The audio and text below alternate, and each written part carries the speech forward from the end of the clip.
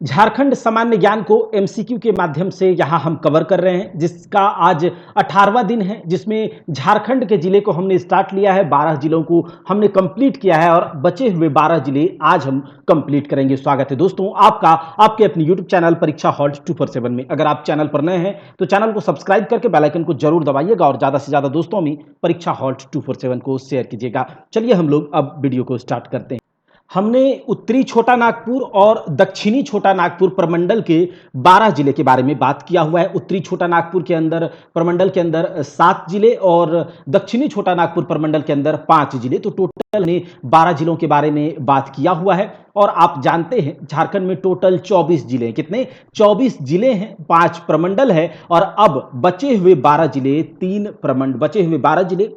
प्रमंडल को, जिसमें से कि पलामू प्रमंडल है, आपका संथाल परगना प्रमंडल है और लास्ट में एक कोल्हान प्रमंडल। तो हम लोग अभी 3 प्रमंडल 12 जिलों के बारे में चर्चा करेंगे। सबसे पहले आता है आपका पलामू प्रमंडल। पलामू प्रमंडल के अंतर्गत 3 जिले आते हैं। कितने?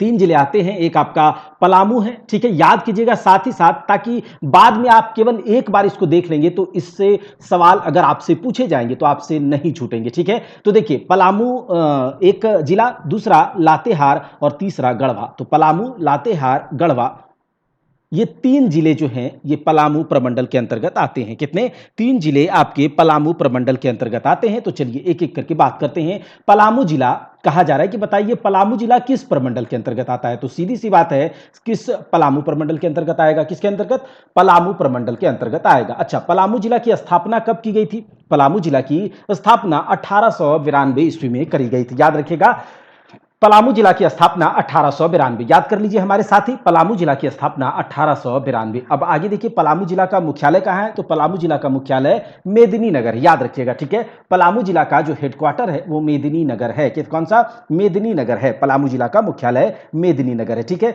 पलामू जिला का क्षेत्रफल कितना है? तो पलामू जिला का अगर क्षेत्रफल की बात करें तो 4393 square kilometre, 4393 square kilometre Palamu जिला का क्षेत्रफल है। अच्छा, 2011 की जनगणना के अनुसार, किसके अनुसार? 2011 की जनगणना के अनुसार पलामू जिला का कुल जनसंख्या कितना है? तो पलामू जिला का कुल जनसंख्या है 19,39,869। 19,39,869। अच्छा, पलामू जिला का जनसंख्या घनत्व कितना है? पलामू जिला के अगर जनसंख्या घनत्व की बात करें तो इसका जनसंख्या घनत्व है 442। जनसंख्या घनत्व कितना है? 442। अच्छा, पलामू जिला का लिंगानुपात कितना है? पलामू जिला का अगर लिंगानुपात की बात करें तो पलामू जिले का लिंगानुपात बहुत कम है। यहां पर देखा जाए क्या 945 या फिर आपका 928? तो देखिए 945 जो है पलामू जिले का शिशु लिंगानुपात है। याद रख लीजिएगा, 945 पलामू जिले का शिशु लिंगानुपात है, यानी कि 0 से 6 साल तक के बच्चों का लिंगानुपात अगर देखा जाए तो 945, और अगर लिंगानुपात ओवरऑल की बात करें तो ये आपका 928 है लिंगानुपात पलामू जिला का सेक्स रेशियो।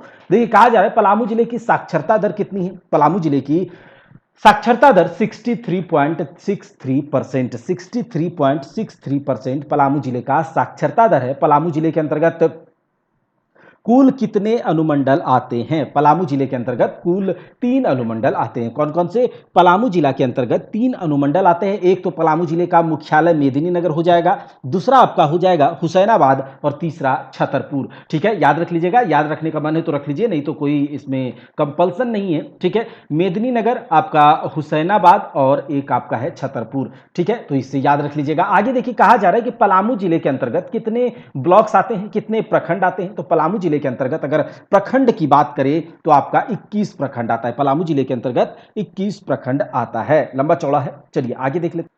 पलामू जिला के अंतर्गत कुल कितने विधानसभा क्षेत्र हैं? तो पलामू जिला के अंतर्गत अगर विधानसभा क्षेत्र की बात करें तो टोटल 5 विधानसभा क्षेत्र पलामू जिला के अंतर्गत आते हैं। एक तो आपका डाल्टनगंज है, याद रख लीजिएगा, डाल्टनगंज, हुसैनाबाद, छतरपुर।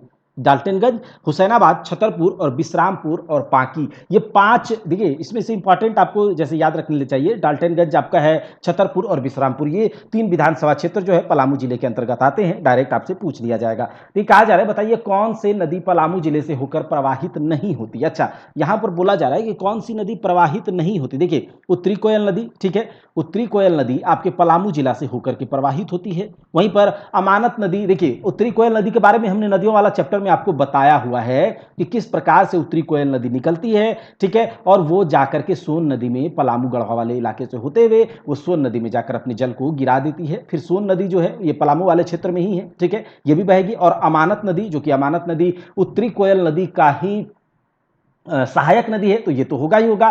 केवल एक दक्षिणी कोयल नदी जो कि नीचे है, तो ये तो उत्तरी वाला पार्ट और दक्षिणी कोयल नदी नीचे है, तो इस तरह से आप एलिमिनेट भी कर सकते हैं, ठीक है। चलिए आगे देख लेते हैं।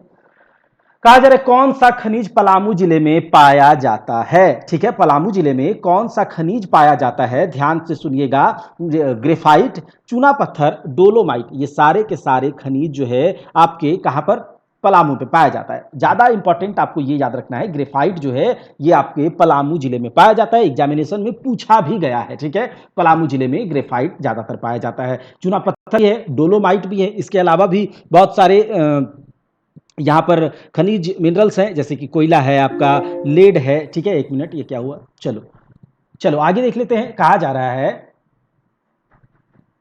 इनमें से कौन सा उद्योग पलामू जिला में है, कौन सा उद्योग पलामू जिला में है, ठीक है। तो जपला सीमेंट कारखाना, इसके बारे में हमने बात किया हुआ है कि ये पलामू जिला में है, इसके बारे में तो हमने बात किया हुआ है ना। Bihar caustic soda and chemicals company, ये भी पलामू में है, Bihar caustic soda and chemicals company ये भी पलामू में है, यानी कि जपला सीमेंट कारखाना और Bihar caustic soda and chemicals company ये दोनों पलामू जिला में है। अच्छा, कौन सा पर्यटन स्थल पलामू जिले में स्थित है, कौन सा पर्यटन स्थल पलामू जिले में स्थित है, मेदिनी का मेदिनी राय का किला, पलामू अभ्यारण्य और रोहिला का किला, रोहिलों का किला, इसके बारे में हमने बहुत अच्छे से चर्चा किया हुआ है आर्ट एंड कल्चर में, जाकर के देखिएगा।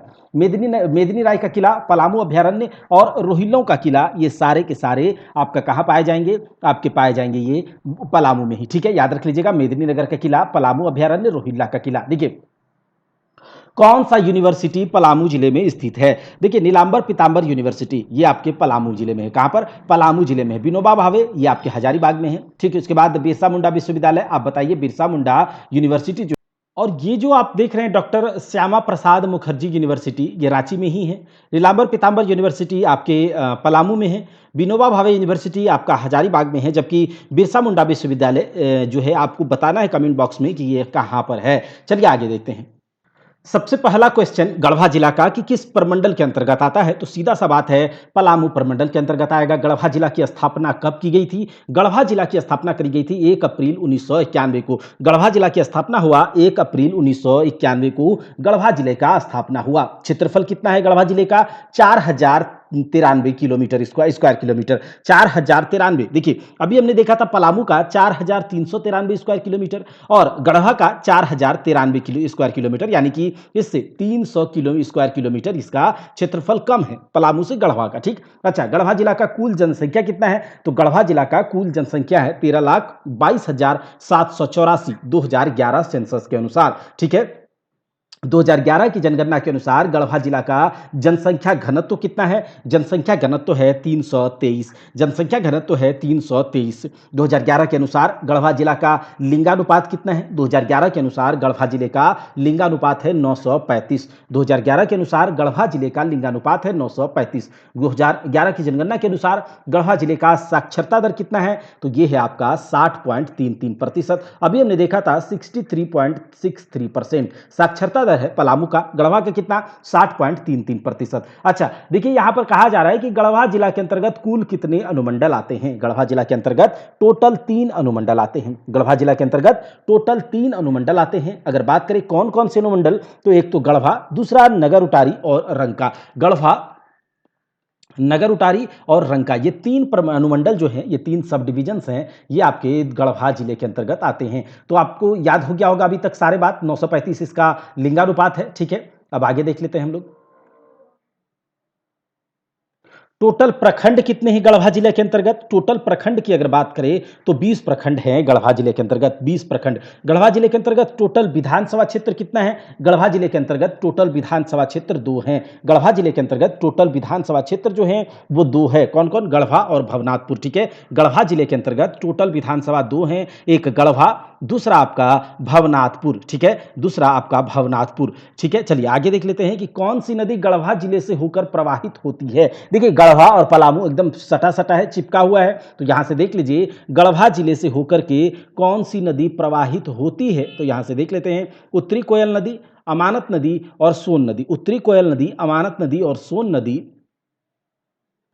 तो ये सभी नदियां जो है ये आपके गढ़वा जिले से होकर प्रवाहित होती है। जैसे कि पलामू से जो होगा वो गढ़वा से भी जाएगा, उत्तरी कोयल, अमानत और सोन नदी, ठीक है। चलिए कौन सा जलप्रपात गढ़वा जिला में स्थित है? कौन सा जलप्रपात गढ़वा जिले में स्थित है? तो अगर जलप्रपात की बात करें यहां पर कौन सा जलप्रपात है, तो देखिए सूखाडाड़ी, सूखाडाड़ी जलप्रपात जो है ये आपके गढ़वा जिले में है। जबकि आपका बलचौरा है ये भी आपके गढ़वा जिले में है। गुरसिंधु ये भी आपके गढ़वा जिले में है, ठीक है, ये भी आपके गढ़वा जिले में है। तो ये सब के सब हो जाएंगे, ठीक है। देखिए सूखाडाड़ी, बलचौरा और गुरसिंधु ये सभी के सभी आप जो जलप्रपात है ये आपके गढ़वा जिले में है, ठीक है। कौन सा जलप्रपात गढ़वा जिले में अवस्थित है? कौन सा जलप्रपात? तो सूखाडाड़ी, गुरसिंधु और बलचौरा ये सभी के सभी जलप्रपात याद रख लीजिएगा। सूखाडाड़ी, बलचौरा, गुरसिंधु, इसके साथ ही विश्रामपुर का किला, रोहिल्लो का किला, ये आपका हमने अभी देखा था। चलिए कहा जा रहा है कि कौन सा धार्मिक स्थल गढ़वा जिले में है?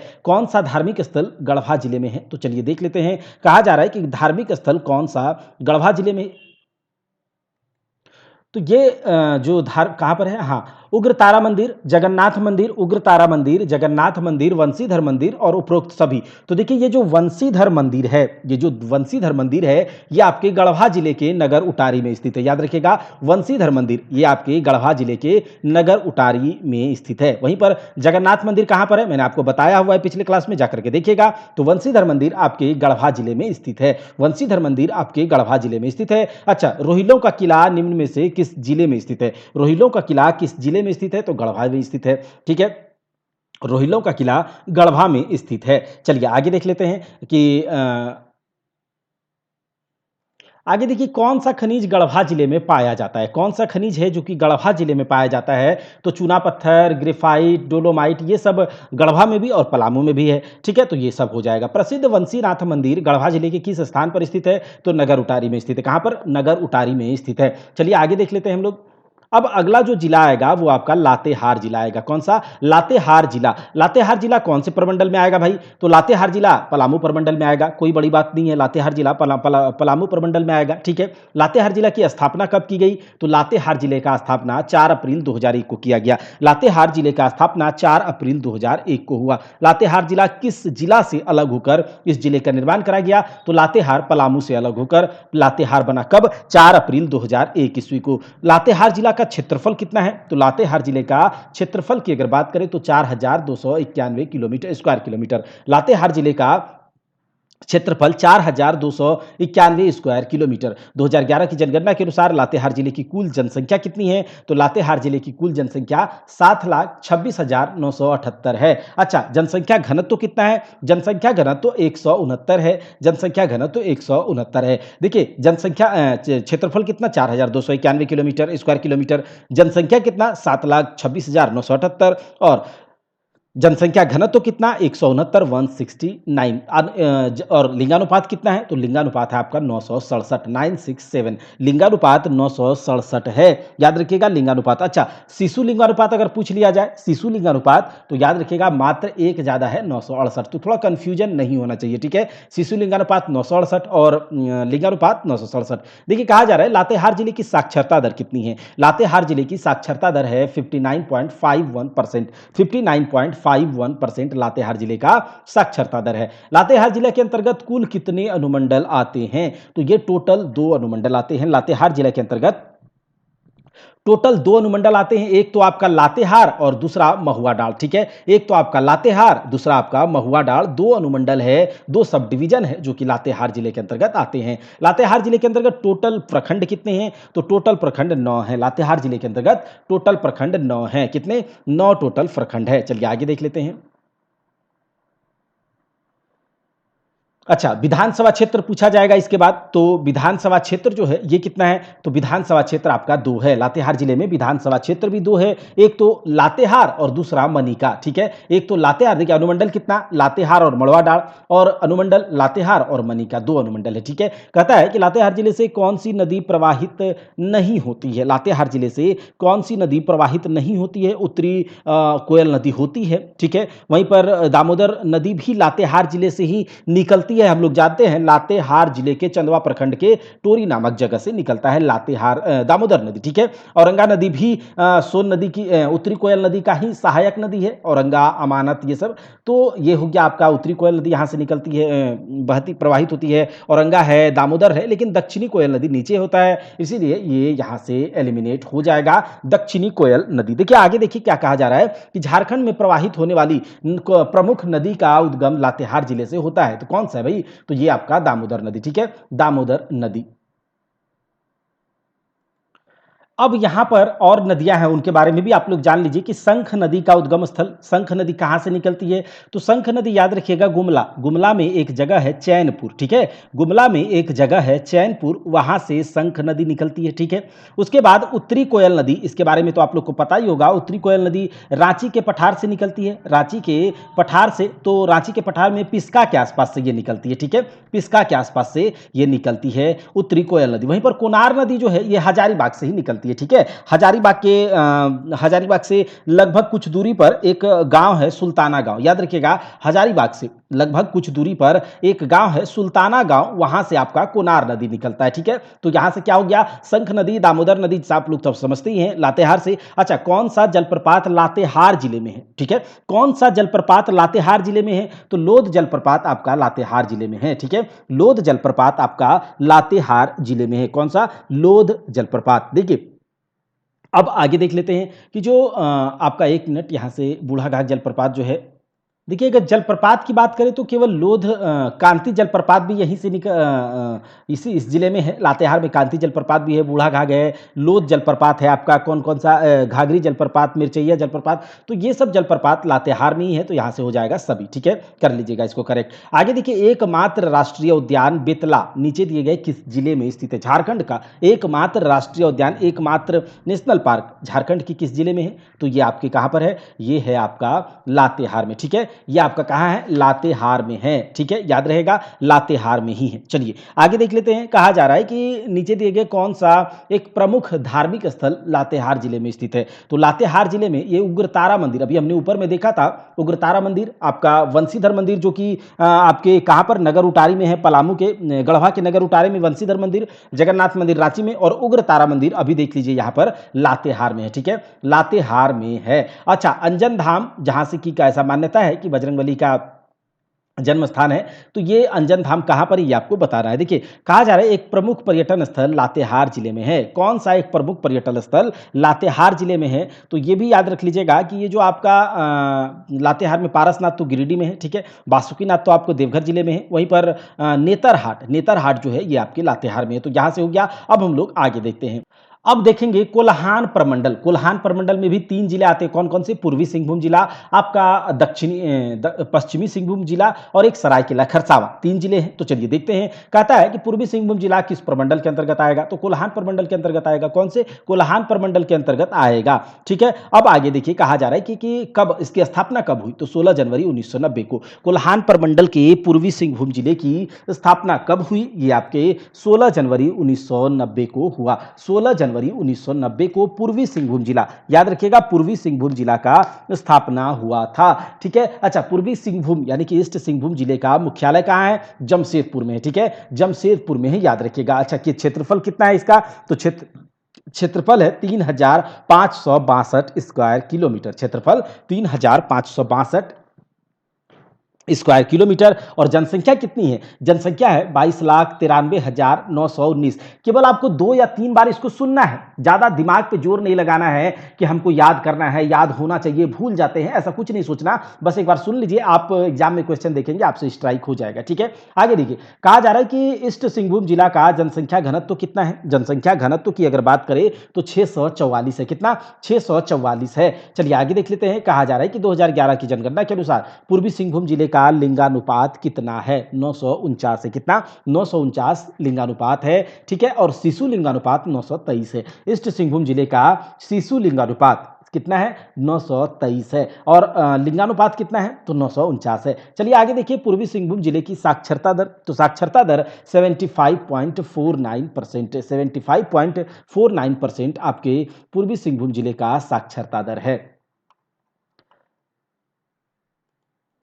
पूर्वी सिंहभूम जिला के अंतर्गत कुल कितने अनुमंडल हैं? कुल यहां पर अगर देखा जाए तो टोटल 2 अनुमंडल हैं। पूर्वी सिंहभूम जिला में टोटल 2 अनुमंडल हैं, घाटशिला और ढालभूम। घाटशिला और ढालभूम पूर्वी सिंहभूम जिले का टोटल 2 अनुमंडल है, घाटशिला और ढालभूम अनुमंडल। देखिए कहा जा रहा है कि कुल कितने प्रखंड हैं पूर्वी सिंहभूम जिला में? कुल कितने प्रखंड हैं? तो टोटल 11 प्रखंड है। कितने? टोटल 11 प्रखंड है पूर्वी सिंहभूम जिला में। अच्छा, इसके अंतर्गत टोटल विधानसभा क्षेत्र कितने हैं? तो 6 विधानसभा क्षेत्र हैं पूर्वी सिंहभूम जिले में। 6 विधानसभा क्षेत्र हैं पूर्वी सिंहभूम जिले में, 6 विधानसभा क्षेत्र हैं। आगे देखिए, कौन सी नदी पूर्वी सिंहभूम से होकर प्रवाहित होती है? पूर्वी सिंहभूम से होकर स्वर्णरेखा नदी भी प्रवाहित होती है, आपका खरकई नदी भी प्रवाहित होती है।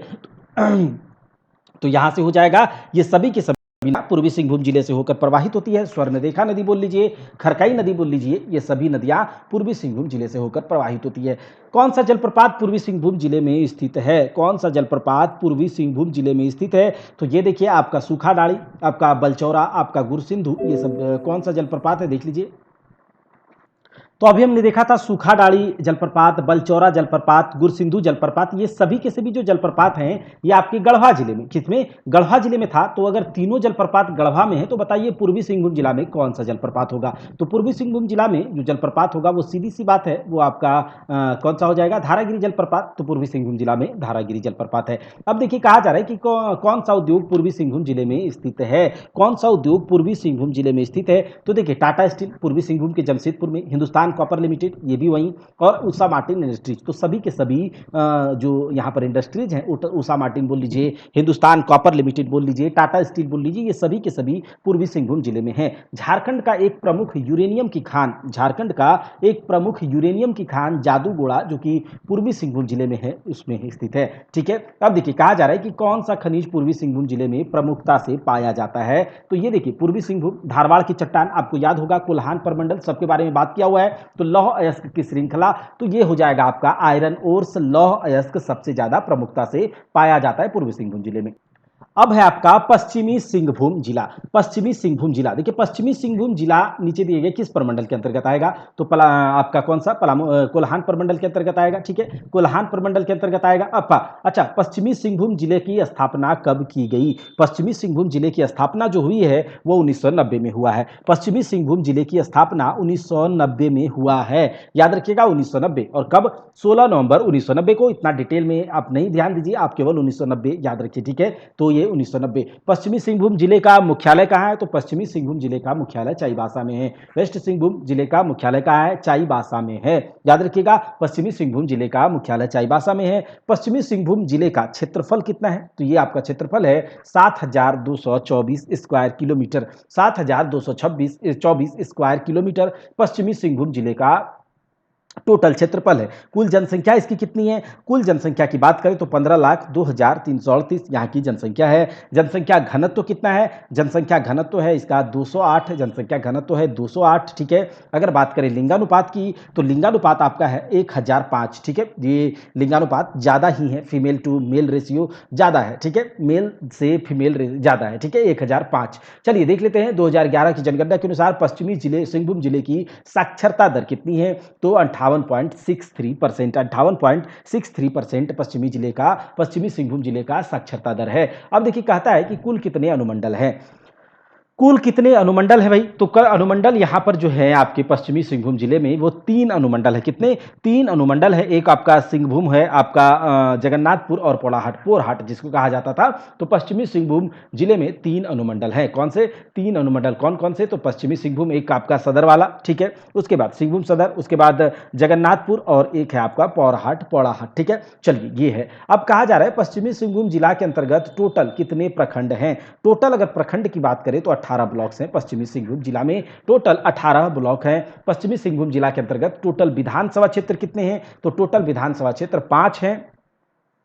कौन सी नदी पश्चिमी सिंहभूम जिले से होकर प्रवाहित होती है? अच्छा, कौन सी नदी पश्चिमी सिंहभूम जिले से होकर प्रवाहित होती है? तो देखिए, आपका बैतरनी नदी, आपका कारो नदी, दक्षिणी कोयल नदी, ये सभी की सभी नदियां आपके पश्चिमी सिंहभूम जिले से होकर प्रवाहित होती हैं। वेस्ट सिंहभूम से होकर प्रवाहित होती है आपका ये क्या बोलते हैं, बैतरनी नदी, कारो नदी, दक्षिणी कोयल नदी। तो इंपॉर्टेंट है, यही याद रखिएगा। कहा जा रहा है कौन सा उद्योग झारखंड के पश्चिमी सिंहभूम जिले में स्थित है? कौन सा उद्योग झारखंड के पश्चिमी सिंहभूम जिले में स्थित है? तो देखिए, झींक पानी सीमेंट कंपनी। झींक पानी सीमेंट कंपनी जो है ये आपके पश्चिमी सिंहभूम जिले के कहां पर, झींक पानी सीमेंट कंपनी ये आपका पश्चिमी सिंहभूम जिले में स्थित है। पश्चिमी सिंहभूम जिले में स्थित है झींक पानी सीमेंट वर्क्स। ठीक है, याद रखिएगा। अब आगे देख लेते हैं। कहा जा रहा है कि ये जो आपका कौन सा जलप्रपात पश्चिमी सिंहभूम जिले में है? कौन सा जलप्रपात पश्चिमी सिंहभूम जिले में है? तो देखिए, हिरनी जलप्रपात, हिरनी जलप्रपात ये भी आपके पश्चिमी सिंहभूम जिले में है।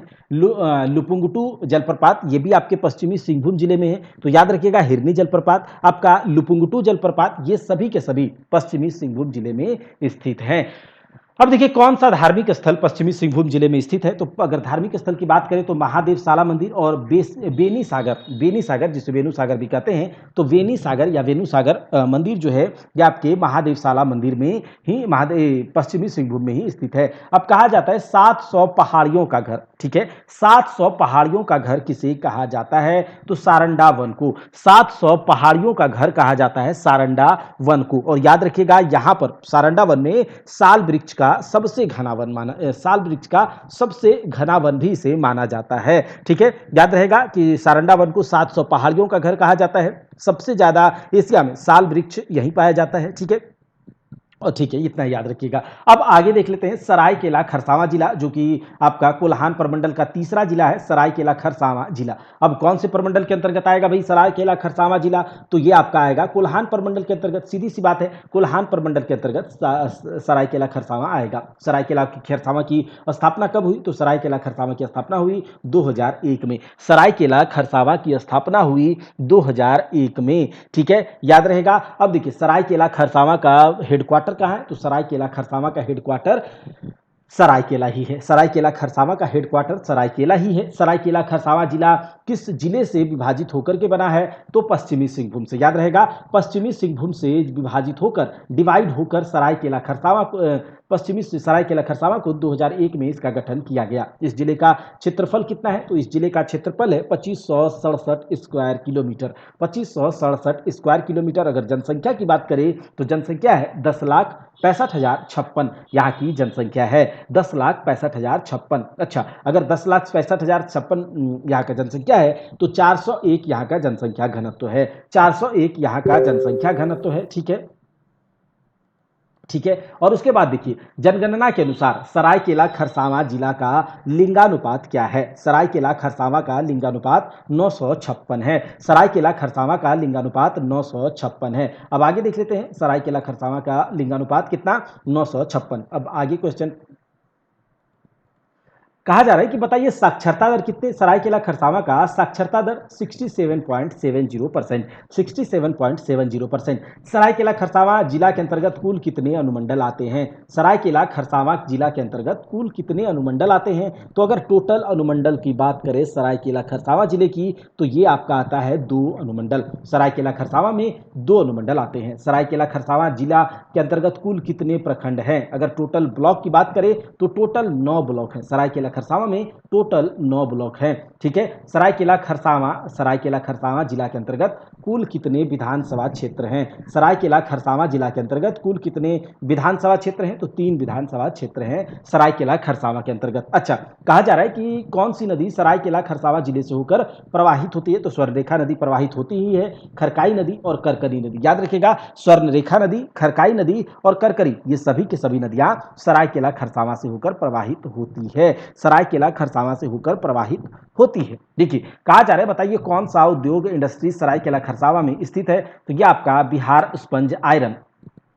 अब ये देखिए बिहार स्पंज आयरन जो कि सरायकेला खरसावां जिले में है, ये बात तो सही है, लेकिन बताइए इंडो आसाई एक ग्लास फैक्ट्री है, ये एक प्राइवेट कंपनी है, ठीक है, एक प्राइवेट कंपनी है, लेकिन ये है किस जिले में, तो ये इंडो आसाई ग्लास फैक्ट्री जो है ये रामगढ़ में है, ठीक है, रामगढ़ का एक जगह है भुरकुंडा नाम का, ठीक है, रामगढ़ में एक जगह है भुरकुंडा नाम का और उसी जगह पर इंडो आसाई ग्लास फैक्ट्री है, ठीक है। हिंदुस्तान कॉपर लिमिटेड कहाँ है, तांबा के लिए प्रसिद्ध, बताइए जगह कौन सा है, तो घाटशिला, ठीक है, घाटशिला में। तो ये सब याद रख लीजिएगा, Ghatshila, Hindustan copper limited, Indo Asahi glass factory Ramgarh के भुरकुंडा में, ठीक है। आगे देखिए कहा जा रहा है कौन सा प्रमुख पर्यटन स्थल सरायकेला खरसावां जिले में है। अच्छा, सरायकेला खरसावां जिले में जो प्रखंड क्या बोलते हैं, कौन सा ये प्रमुख पर्यटन स्थल है, तो ईचागढ़ पक्षी विहार जो है ये आपका सरायकेला खरसावां में है, ईचागढ़ पक्षी विहार याद रहेगा। अच्छा, लावालौंग अभ्यारण्य कहाँ है, लावालौंग अभ्यारण्य जो है ये कहाँ है, उधवा पक्षी विहार कहाँ है, उधवा पक्षी विहार तो आप जानते होंगे साहिबगंज में, लावालौंग कहाँ है,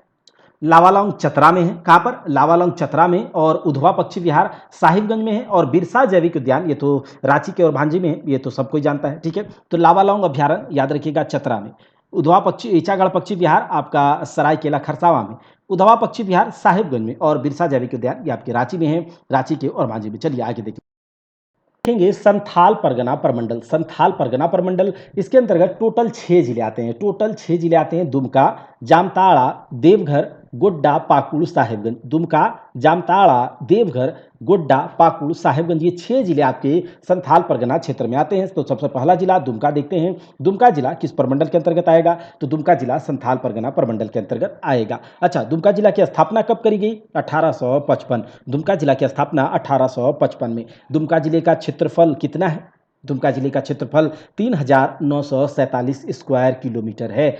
अच्छा, कितने जनसंख्या, दुमका जिला का कुल जनसंख्या कितनी है, 15,12,424, 15,12,424। दुमका जिला का जनसंख्या घनत्व कितना है, दुमका जिला का जनसंख्या घनत्व की अगर बात करें, एक मिनट, ये जो आपका दुमका जिले का जनसंख्या, कुल जनसंख्या कितनी है, तो दुमका जिले की कुल जनसंख्या जो है ये 13 लाख है, ठीक है, 13,21,442, 13,21,442, 15 लाख उसको करेक्ट कर लीजिएगा। दुमका जिले का टोटल जनसंख्या कितना है, 13,21,442। अच्छा, जनसंख्या घनत्व कितना है दुमका जिले का, दुमका जिले का जनसंख्या घनत्व जो है वो आपका 251 है, कितना,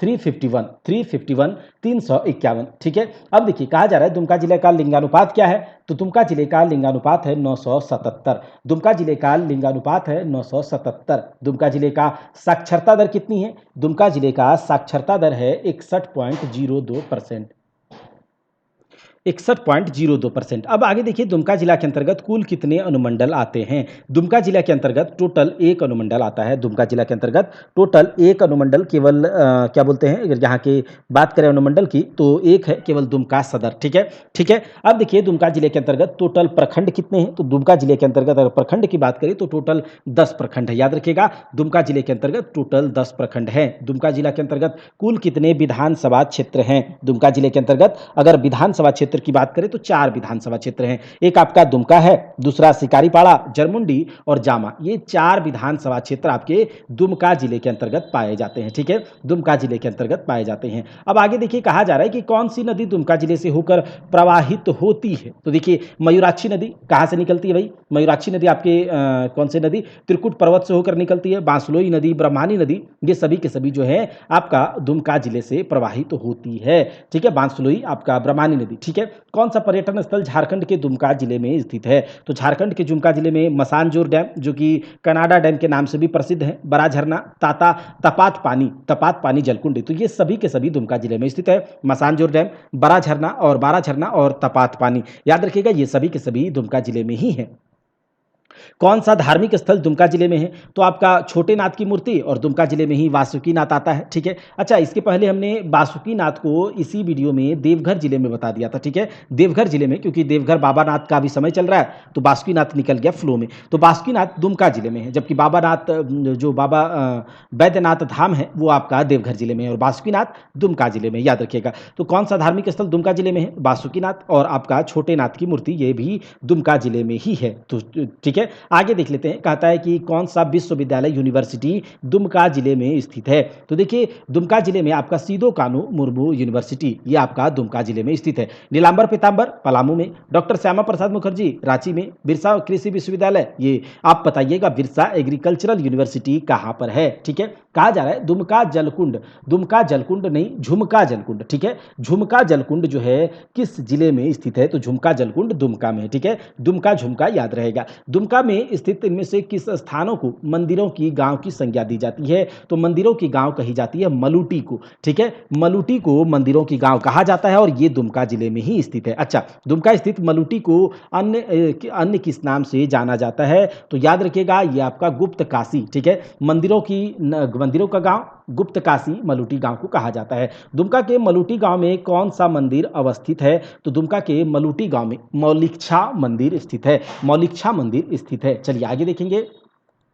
अब हम देखेंगे जामताड़ा जिले के बारे में। किसके बारे में? जामताड़ा जिले के बारे में। अब देखते हैं जामताड़ा जिला निम्न में से किस प्रमंडल के अंतर्गत आता है। जामताड़ा जिला निम्न में से किस प्रमंडल के अंतर्गत आता है, तो सीधा सा बात है संथाल परगना प्रमंडल के अंतर्गत आएगा। सीधा संथाल परगना प्रमंडल। अच्छा, कब इसकी स्थापना हुई थी? इसकी स्थापना हुई 26 अप्रैल 2001 को। 26 अप्रैल 2001 को। जामताड़ा का मुख्यालय कहाँ है? जामताड़ा का मुख्यालय है जामताड़ा ही। जामताड़ा का मुख्यालय जामताड़ा। जामताड़ा जिला किस जिले से विभाजित होकर के बना है, तो जामताड़ा जिला दुमका से विभाजित होकर के बना है। याद रखिएगा जामताड़ा जिला दुमका से विभाजित होकर के 26 अप्रैल 2001 को इसका गठन हुआ। जामताड़ा जिले का क्षेत्रफल कितना है, तो जामताड़ा जिले का क्षेत्रफल है 1811 स्क्वायर किलोमीटर। जामताड़ा जिले का क्षेत्रफल है 1811 स्क्वायर किलोमीटर 2011 की जनगणना के अनुसार। जामताड़ा जिला का कुल जनसंख्या कितनी है? जामताड़ा जिले का कुल जनसंख्या है 7,91,402। 7,91,402। जामताड़ा जिले का जनसंख्या घनत्व कितना है? जामताड़ा जिले का जनसंख्या घनत्व की अगर बात करें तो 437। जामताड़ा जिले का जनसंख्या घनत्व 437। जामताड़ा जिला का लिंगानुपात क्या है? जामताड़ा जिले का लिंगानुपात कितना है भाई, तो जामताड़ा जिले का लिंगानुपात है 954। जामताड़ा जिले का लिंगानुपात है 954। साक्षरता दर कितनी है जामताड़ा जिले की, तो साक्षरता दर है 64.59%। 64.59% जामताड़ा जिले का साक्षरता दर है। ठीक है, जामताड़ा जिले के अंतर्गत टोटल कितने अनुमंडल हैं, तो टोटल एक ही अनुमंडल है। जामताड़ा के अंतर्गत टोटल एक अनुमंडल है। ठीक है, याद रहेगा। ठीक है, आगे देखते हैं जामताड़ा जिले के अंतर्गत टोटल कितने प्रखंड हैं, तो टोटल 6 प्रखंड है। जामताड़ा में एक अनुमंडल 6 प्रखंड और कुल कितने विधानसभा क्षेत्र हैं जामताड़ा में, तो 2 विधानसभा क्षेत्र हैं। ठीक है, जामताड़ा में 2 विधानसभा क्षेत्र हैं। कौन सी नदी जामताड़ा से होकर प्रवाहित होती है, तो देखिए अजय नदी जो है ना ये जामताड़ा से होकर के प्रवाहित होती है इनमें से, जबकि स्वर्ण रेखा नदी जामताड़ा से तो प्रवाहित होगी नहीं। ठीक है, इसके बारे में तो आप लोग जानते हैं। रांची के नगरी से निकल करके नीचे के नीचे चली जाती है, उड़ीसा में चली जाती है और उसके बाद बंगाल की खाड़ी में स्वतंत्र रूप से अपने जल को गिराती है। धार्मिक स्थल, कौन सा धार्मिक स्थल जामताड़ा जिले में अवस्थित है, तो देखिए कल्याणेश्वरी मंदिर। कल्याणेश्वरी मंदिर ये आपका क्या जामताड़ा जिले में है, तो देख लीजिए जामताड़ा जिले में कल्याणेश्वरी मंदिर है। ठीक है, आगे उग्रतारा मंदिर के बारे में हमने बात किया हुआ है। जगन्नाथ मंदिर, भद्रकाली मंदिर ये सब बात किया हुआ है। चतरा के इटकोरी में भद्रकाली मंदिर, उग्रतारा मंदिर अभी हमने देखा, जगन्नाथ मंदिर अभी हमने देखा रांची में।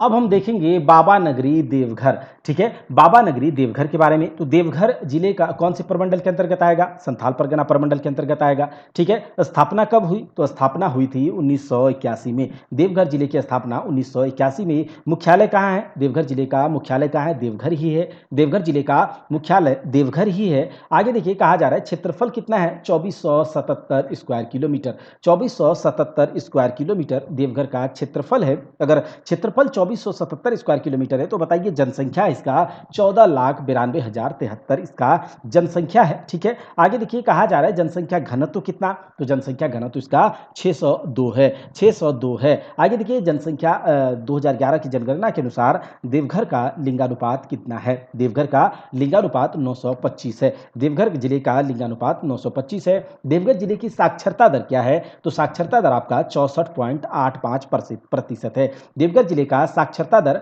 64.85% है। देवघर जिला के अंतर्गत टोटल कितने अनुमंडल आते हैं, देवघर जिला के अंतर्गत टोटल अगर अनुमंडलों की बात करें तो 2 अनुमंडल आते हैं भाई। 2 अनुमंडल आपके देवघर जिला के अंतर्गत आता है। और कौन कौन सा अनुमंडल आता है आपसे ये भी पूछ लिया जाएगा। तो देखिए एक तो देवघर जिला के अंतर्गत देवघर अनुमंडल यानी कि देवघर सब डिवीजन, और आपका कौन सा मधुपुर, ठीक है। मधुपुर आपका देवघर जिले के अंतर्गत ही अनुमंडल आता है। देवघर जिला के अंतर्गत टोटल कितने प्रखंड हैं, तो टोटल अगर प्रखंडों की बात करें तो देवघर जिला के अंतर्गत 10 प्रखंड हैं। टोटल प्रखंड की बात करें तो देवघर जिला के अंतर्गत 10 प्रखंड है, ठीक है। अब आगे देख लेते हैं।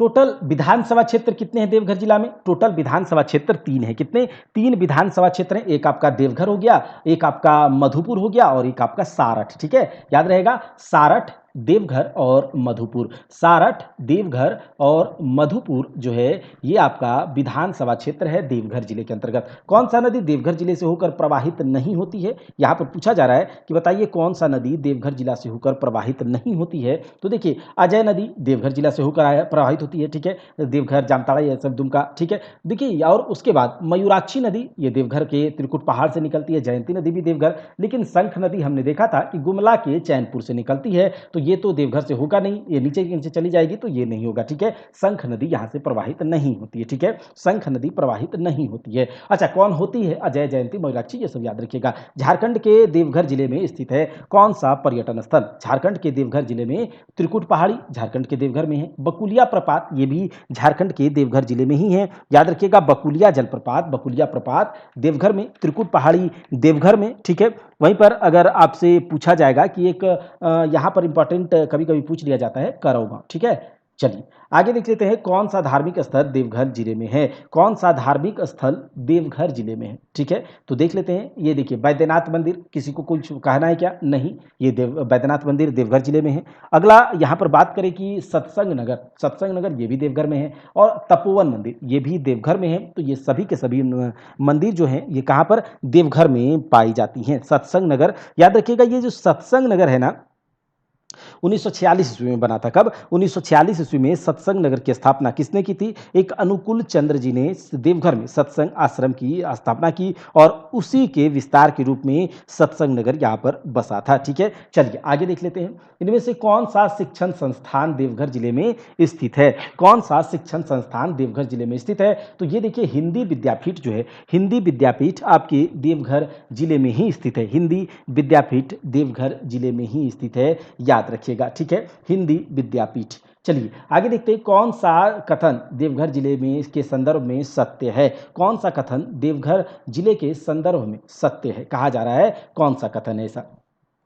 यहां पर पूछा जा रहा है कि बताइए कौन सा कथन देवघर जिले के संदर्भ में सत्य है। क्या यह सर्वाधिक 1% वाला जिला है, नहीं, हमने आपको बताया था कौन सा जिला सर्वाधिक 1% वाला है, कौन सा दूसरे नंबर पर है, ये सब के बारे में हमने बात किया हुआ है। अच्छा, यह दूसरा न्यूनतम वन क्षेत्र वाला जिला है, जी हाँ, ये दूसरा न्यूनतम वन क्षेत्र वाला जिला है, पहला है आपका जामताड़ा। चलिए आगे देखते हैं, किस स्थान को रावण का हेलीपैड भी कहा जाता है, किस स्थान को रावण का हेलीपैड भी कहा जाता है। तो ये आपका है सत्संग क्या बोलते हैं, त्रिकुट पहाड़ी, ठीक है। त्रिकुट पहाड़ी रावण का हेलीपैड भी कहा जाता है, याद रखिएगा। अच्छा, देवघर स्थित इनमें से किस स्थान को अशोक के पुत्र महेंद्र ने बौद्ध विहार के रूप में बसाया था। तो ये आपका करौ गांव है, इसीलिए ये इंपॉर्टेंट हो जाता है, पूछ लिया जाएगा। एक तो आपका करौ गांव देवघर का इंपॉर्टेंट जगह, सत्संग नगर भी और तपोवन मंदिर भी, ये सब देवघर में पाया जाता है, ठीक है। तो देख लीजिएगा, यहाँ से जो करौ गांव है, यहाँ पर अशोक के पुत्र महेंद्र ने बौद्ध विहार के रूप में इसको बसाया था।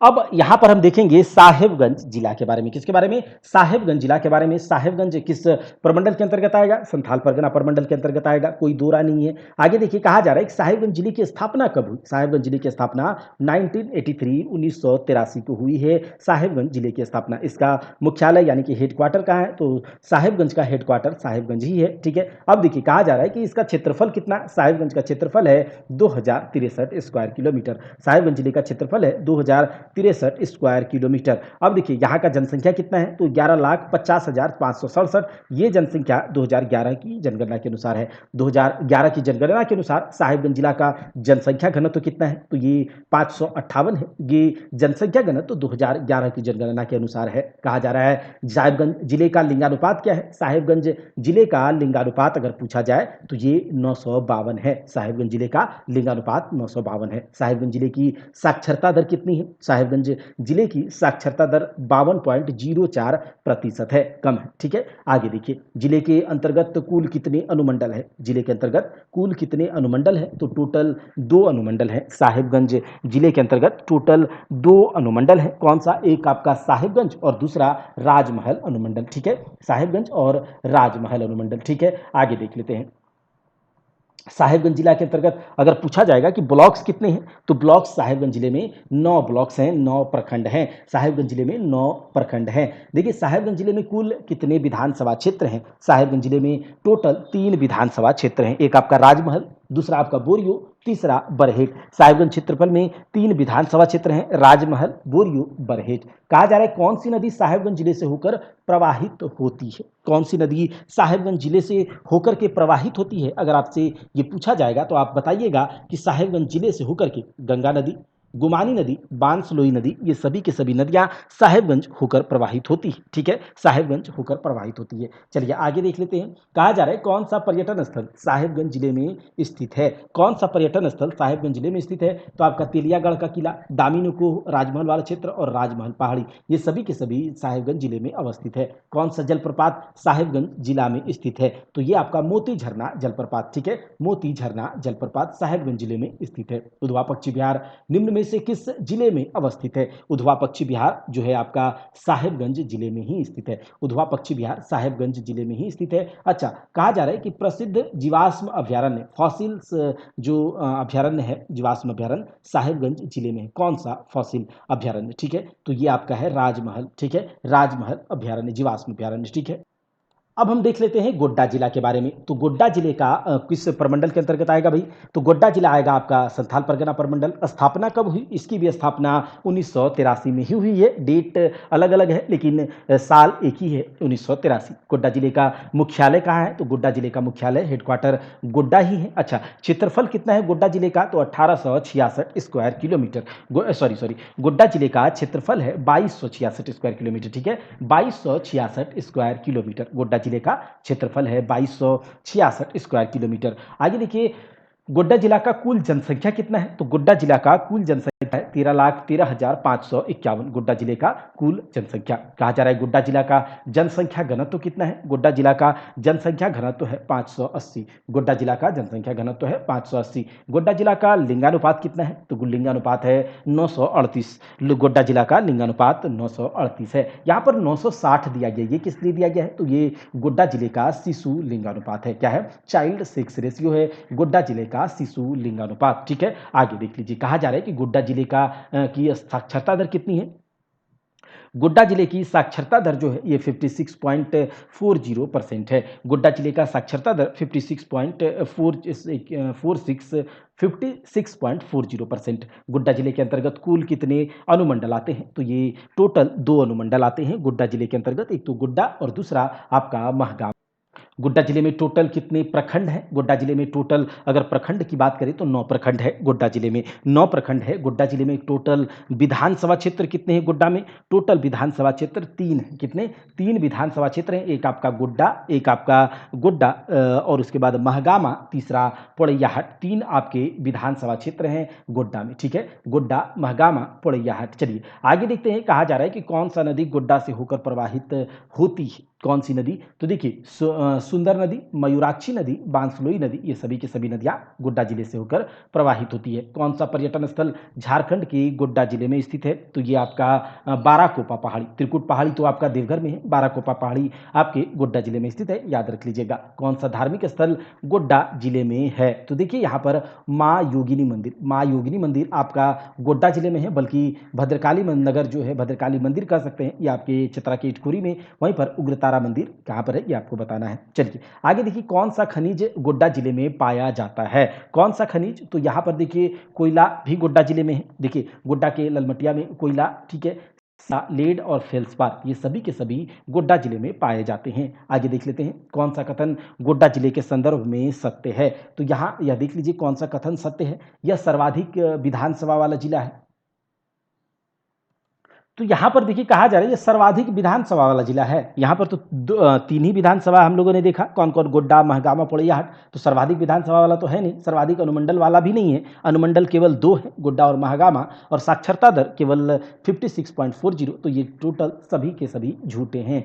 क्या ठीक है। पाकुड़ जिला किस प्रमंडल के अंतर्गत आएगा? संथाल परगना प्रमंडल के अंतर्गत। पाकुड़ जिला किस प्रमंडल के अंतर्गत आएगा? संथाल परगना प्रमंडल के अंतर्गत। आगे देखिए कहा जा रहा है कि इसकी स्थापना कब हुई? पाकुड़ जिले की स्थापना 1994 को हुई। पाकुड़ जिले की स्थापना 1994 को हुई। आगे देखिए पाकुड़ जिले का हेडक्वार्टर कहाँ है? पाकुड़ जिले का हेडक्वार्टर है आपका पाकुड़ में ही। पाकुड़ जिले का हेडक्वार्टर पाकुड़ में ही है। पाकुड़ जिले का क्षेत्रफल कितना है? पाकुड़ जिले का क्षेत्रफल है 1811 स्क्वायर किलोमीटर। पाकुड़ जिले का कुल जनसंख्या कितना है? पाकुड़ जिले का कुल जनसंख्या की अगर बात करें तो 9,422 पाकुड़ जिले का कुल जनसंख्या है। तो जनसंख्या घनत्व तो कितना? जनसंख्या घनत्व तो 497 है। 497। देखिए टोटल आपका क्षेत्रफल कितना? तो टोटल क्षेत्रफल पाकुड़ जिले का हमने देखा 1811 स्क्वायर किलोमीटर, जनसंख्या 9,422 और जनसंख्या घनत्व तो 497। अच्छा, लिंगानुपात कितना है? लिंगानुपात 989 है, 989 है। लिंगानुपात 989 है पाकुड़ जिले का। ठीक है। आगे देखिए कहा जा रहा है कि पाकुड़ जिले की साक्षरता दर कितनी है? पाकुड़ जिले की साक्षरता दर मात्र 48.82% है। आगे देखिए पाकुड़ जिला के अंतर्गत कुल कितने अनुमंडल आते हैं? पाकुड़ जिला के अंतर्गत टोटल कितने सब अनुमंडल आते हैं? तो ये देख लीजिए पाकुड़ जिला के अंतर्गत अगर अनुमंडल की बात करें तो टोटल एक अनुमंडल ही आते हैं। पाकुड़ जिला के अंतर्गत टोटल एक अनुमंडल ही आते हैं। चलिए आगे देख लेते हैं। पाकुड़ जिला के अंतर्गत तो कितना प्रखंड है? पाकुड़ जिला में कुल कितने प्रखंड हैं? तो टोटल पाकुड़ जिला में 6 प्रखंड है। पाकुड़ जिला में टोटल 6 प्रखंड है, याद रहेगा 6 प्रखंड। आगे देख लेते हैं कि जो कितने विधानसभा क्षेत्र हैं। तो पाकुड़ जिले में अगर विधानसभा क्षेत्र की बात करें तो 3 विधानसभा क्षेत्र हैं। कौन कौन से? पाकुड़ विधानसभा क्षेत्र, महेशपुर विधानसभा क्षेत्र और लिट्टीपाड़ा विधानसभा क्षेत्र। ठीक है। कौन सी नदी पाकुड़ जिले से होकर प्रवाहित होती है? कौन सी नदी? तो देखिए गंगा नदी पाकुड़ को टच करती है, ब्राह्मणी नदी पाकुड़ को टच करती है, बांसलोई नदी भी पाकुड़ से प्रवाहित होती है। तो ये सभी की सभी नदियां पाकुड़ से प्रवाहित होती है। कौन सा पर्यटन स्थल पाकुड़ जिले में अवस्थित है? कौन सा पर्यटन स्थल पाकुड़ जिले में स्थित है? तो देख लीजिए कौन सा पर्यटन स्थल होगा भाई। तो आपका अलीगंज का किला ये भी पाकुड़ में है। पीर खाता पहाड़ी ये भी पाकुड़ में है। और उपरोक्त सभी ये सभी हो जाएगा ऊपर के दोनों। ठीक है। आगे देख लीजिए कहा जा रहा है कि इनमें से कौन सा खनिज पाकुड़ जिले में पाया जाता है? तो देखिए पाकुड़ जिले में कोयला, उसके बाद गोमेद और फायर के लिए। ठीक है। कोयला, गोमेद और फायर के लिए ये सभी पाकुड़ जिले में ही पाए जाते हैं। कोयला, गोमेद और फायर के लिए ये सब पाकुड़ में ही पाए जाते हैं। अब देख लेते हैं कि पाकुड़ जिला के संदर्भ में नीचे दिए गया कौन सा कथन सच है। ठीक है। पाकुड़ जिला के संदर्भ में कौन सा सच है? तो देखिए यह न्यूनतम साक्षरता दर वाला जिला है। कितना साक्षरता यहाँ पर? 48.82, बहुत कम, सबसे कम पूरे झारखंड में सबसे कम साक्षरता दर पाकुड़ के पास है। कितना? 48.82%। यह न्यूनतम अनुसूचित जाति प्रतिशत वाला जिला है। अनुसूचित जाति बोल रहे हैं तो न्यूनतम अनुसूचित जाति यानी कि शेड्यूल्ड कास्ट यहाँ पर मात्र 3.16% आबादी बसती है। तो यह न्यूनतम अनुसूचित जाति वाला प्रतिशत वाला भी जिला है। तो यहाँ से क्या हो जाएगा? टोटल सभी। तो हम लोगों ने टोटल झारखंड के जिलों पर चर्चा कर लिया है। आप केवल इसी को एक दो बार सुन लेंगे, ज़्यादा आपको थ्योरी या बुक पढ़ने की ज़रूरत नहीं है। आप इसी को केवल सुन लीजिए, आपका काम हो जाएगा। तो झारखंड के जिले हमने देख लिया। अगले क्लास में आप लोग कमेंट में बताइए कि कौन सा टॉपिक लिया जाए। तब तक के लिए जय हिंद, जय भारत। मिलते हैं अगले